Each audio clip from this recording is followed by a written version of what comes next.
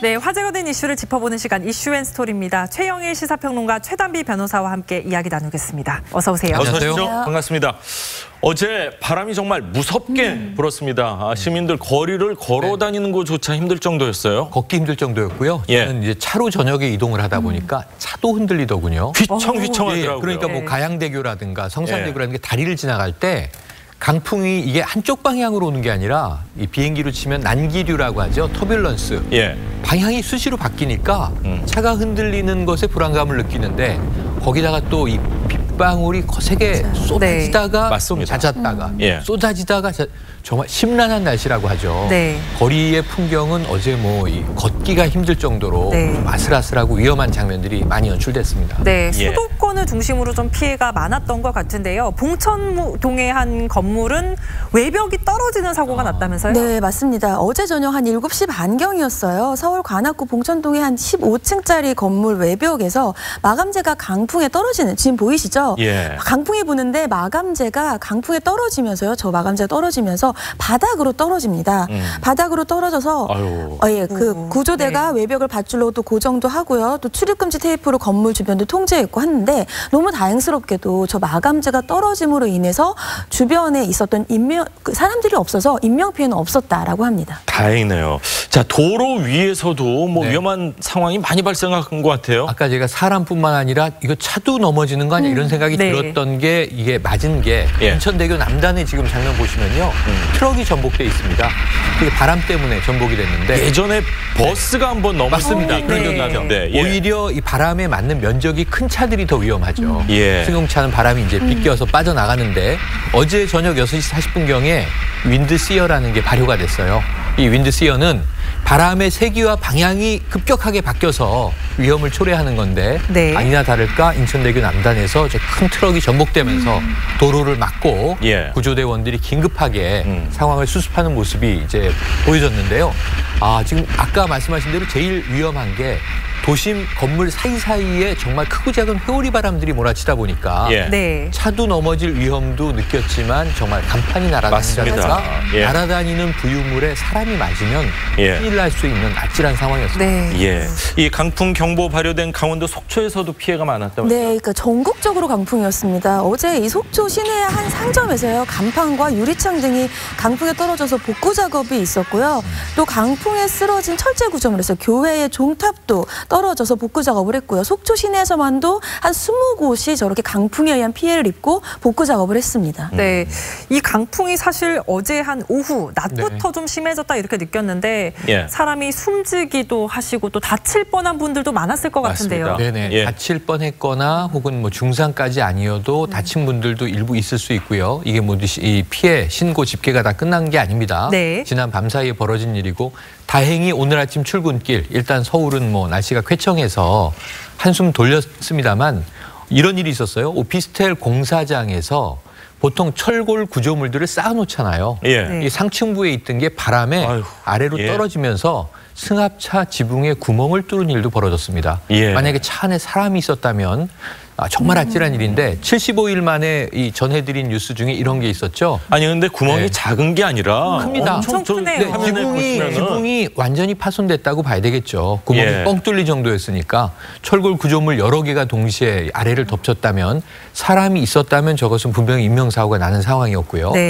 아마 어제 이 길에서 다치시다가 스치시거나 긁혀서 다친 분들은 또 적지 않이 계실 것 같습니다. 아까 보여드린 장면은 이 현수막을 걸다가 이 강풍에 휘청휘청하는 그런 장면을 이거 제가 꼭 지적드리고 싶은데요. 윈드시어라고 말씀드렸고 트럭도 넘어지는 상황이면 건물 외벽 공사는 바로 중단해야 맞습니다.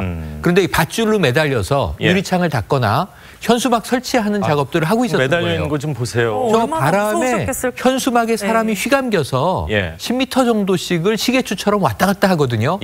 겨우 구조가 되긴 했습니다만 아찔한 장면이 이제 보여졌는데 어쨌든 이런 정도의 바람이면 외벽에서 하던 작업들은 모두 중단. 우리가 바람에 대한 안전 원칙도 한번 점검해 볼 필요가 있겠다 생각되는 대목입니다.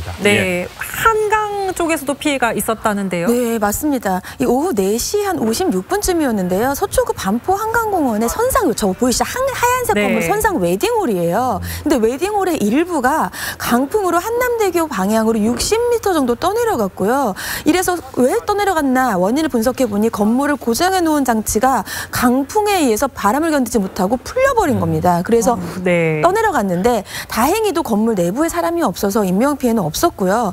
출동한 소방대원들이 민간 예의선 지지 삼아서 임시로 고정해 둬서 지금 현재는 괜찮은 상태입니다. 그렇군요.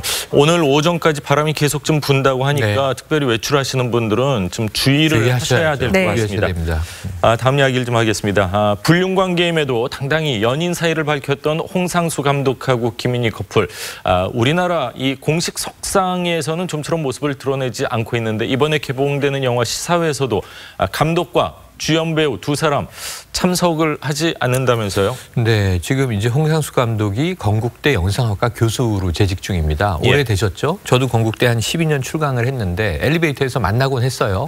학교에서는 아직도 목격이 된다고 해요. 지금 학기가 시작됐기 때문에 아마 이제 수업을 하시는 것 같아요. 그런데 이제 새로 개봉하는 영화가 있습니다. 워낙 다작 감독이기 때문에 이 지난해에 출품이 해외 영화제에 출품됐었던 작품인데 클레어의 카메라라는 것도 있고 올해 또 신작 개봉작도 또 있습니다. 그래서 지금 건국대학교 내에 이 시네마테크가 있어서 이 시네마테크에서도 상영을 하고 그 앞에 또 롯데시네마가 있어요. 어제는 롯데시네마에서 시사회를 하는 거예요. 근데 새로운 작품이 개봉될 때 시사회를 하면 보통 감독이나 주연 배우들이 나와서 홍보하러 당연히 간담회를 하죠.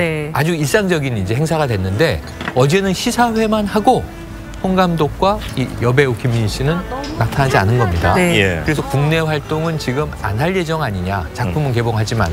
하지만 해외 영화제에는 지금 또 출품 가능성이 높기 때문에 수상 가능성도 높습니다. 그렇다면 해외 영화제에는 또 나란히 지난해 칸느 영화제처럼 모습을 보이는 게 아니겠느냐는 관측이 나오고 있는데 자 해외에서는 당당하고 국내에서는 조용하고 이러한 이제 국내외 다른 행보도 조금은 이 의아한 여론을 만들어내고 있는 것 같습니다. 불륜설이 처음 제기된 게 2016년 여름이잖아요. 그 이후로 모습을 계속 감췄다가 지난해 3월에 두 사람이 한번 모습을 드러낸 적이 있습니다. 밤에 해변에서 혼자 이 시사회에서 나와서 연인 사이를 인정을 한 건데요. 그때 당시 이 홍상수 감독의 인터뷰 들어보시겠습니다. 저희 두 사람 사랑하는 사이고요. 하여튼 저희 나름대로 진솔하게 사랑하고 있습니다. 그리고 정상적으로 영화 만들었으니까 기자분들하고 만나는 게 맞다고 생각해서 나온 겁니다. 그냥 저희 영화 만들었으니까 영화에 대해서 얘기했으면 좋겠습니다. 네, 저 홍상수 감독이 이야기한 시점이 작년 3월이니까 많이 1년이 조금 넘은 것 같은데 국내에서 공식적으로 모습을 보이지 않는다는 건 저 때 괜히 내가 언론에 이렇게 한마디 한 거 아닌가 하는 후회가 있기 때문에 그런 거 아닐까 하는 추측입니다. 그런 것도 있고요. 그런 것도 있고요. 이 분류는 명확합니다. 지금 홍상수 감독의 아내와 지금 이혼 조정이 안 돼서 이혼 소송으로 전개된다라고 하는 소식이 나왔다가 다시 지금 이혼 조정 중이라는 또 소식이 나오고 있어요. 그럼 아직 소송은 아니고 조정 중인 것 같은데 그렇다면은 아내 쪽에서 이혼 합의 의사가 있는지가 중요한데 그건 이제 변호사이신 최담희 변호사에게 물어보시고요. 그리고 저는 지금 미투 운동 흐름이 열풍이 불고 있잖아요. 이 와중에서 이 사안은 완전히 다른 사안입니다만 홍상수 감독이 좀 국내 분위기를 봐서 지금 이 김민희 씨와의 러브 스토리 또는 지금 많은 또 이 기혼 주부들이 보기에는 이거 불륜 아니냐. 불륜이죠 사실상. 그러니까 이런 문제들에 대해서 조금 언론에 노출되는 것을 경계하고 꺼리는 것 같습니다. 부담스러워할 수 있겠죠. 시간이 좀 흘러가면 또 어떤 모습 보일지 모르지만 그런데 제가 놀란 건 뭐냐면 결별설이 올해 나왔었어요. 그래서 그렇지 오래가지 못하는구나. 드디어 헤어지나 그럼 이혼 소송은 어떻게 되나 가정으로 복귀하나 이런 여러 가지 이야기들이 점쳐졌었는데 홍상수 감독의 변호인이 밝히기를 결별하지 않았다.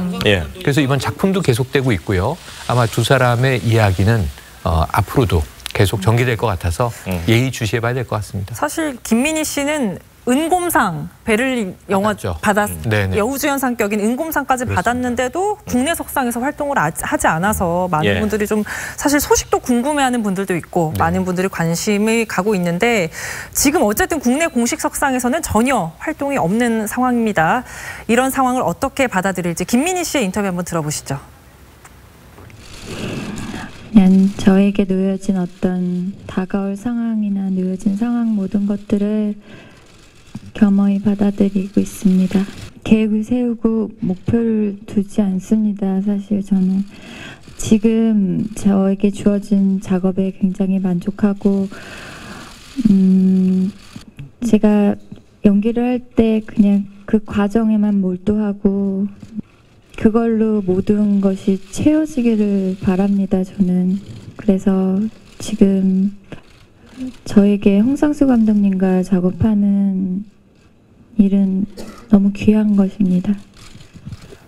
사실 여론은 좀 많이 싸늘한 것 같고요. 어쨌든 홍상수 감독은 지금 부인과 이혼 절차를 받고 있는 중이죠. 네, 맞습니다. 이 홍상수 감독이 먼저 이혼을 소송을 제기했었는데 아내가 여기에 응하지 않았었어요. 그랬다가 1년 정도 지나서 아내도 이제 변호인을 선임하고 2차례 변론 기일이 열렸었습니다. 근데 그 이후에 지금 현재 소송으로 바로 가지 않고 조정으로 가 있다고 얘기하는데요. 그 전에 홍상수 감독이 한 조정 같은 경우는 둘 사이에 어떤 협의를 전제로 한 조정으로 보이고 이번의 조정은 이혼 소송을 했을 때 이혼 소송의 전 단계에서 예를 들면 조정 한 번 더 생각을 해보는 기회를 가지는 조정 기일이 있어요. 이 조정 기일을 지나고 나서 아마 제가 보기에는 아내분께서는 조정에 동의하지 않을 것으로 보이고 그렇다고 한다면 다시 본질적인 소송으로 가기 때문에 향후의 소송 절차는 조금 더 시간이 걸릴 것으로 보입니다.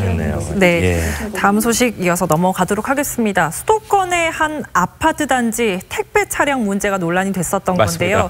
이 지상으로 택배 차량을 들어오지 못하게 통제하면서 갈등이 빚어졌다고 하는데 현재도 여전히 갈등 계속되고 있는 거죠? 오히려 그 해당 지역에 사시는 분들하고 외부의 이제 일반 또 국민들의 여론하고 지금 SNS와 인터넷상에서 댓글로 충돌하면서 어제 파장이 더 커지고 있는 상황입니다. 왜냐하면 일부 주민이긴 하겠습니다만 오히려 이렇게 언론에 노출되니까 우리 아파트 홍보되고 좋다. 집값 오르겠네. 이런 대응이 나오면서 이게 무슨 얘기냐는 또 깜짝 놀란 여론들이 좀 이제 이러한 문제들에 대해서 정말 좀 이 님비 현상 아니냐. 또 이제 질타하고 있는 상황이거든요.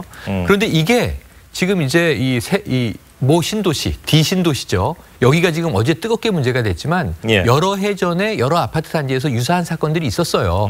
근데 이게 다 갑질로 당시에 분류가 됐었어요.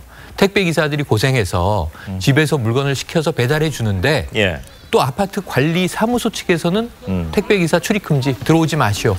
그런데 이제 완전히 또 차단은 아니고 지하 주차장은 들어갈 수 있다. 근데 택배가 보통 트럭으로 다니는데 탑이 높은 차들은 지하 진입이 어렵다는 거죠. 그러니까 그럼 차를 자르든지 하시오. 뭐 이런 얘기도 어제 나온 거예요.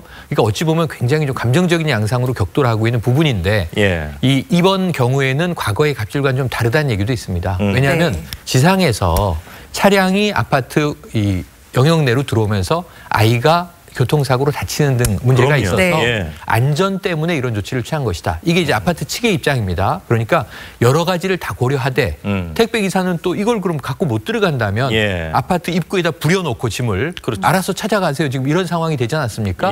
합의로 풀지 않으면 안 된다. 주민과 택배 측 간에 소통이 필요한 부분이고요.